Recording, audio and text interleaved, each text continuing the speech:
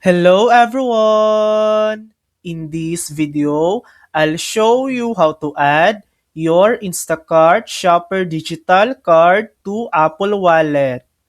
First, start by opening the Wallet app on your iPhone and tapping the plus icon in the top right corner. Next, choose debit or credit card and tap continue. You can either scan your Instacart card or enter the card details manually. Follow the on-screen instructions to verify your card.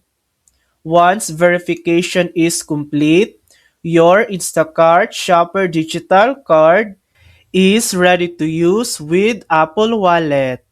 And that's it.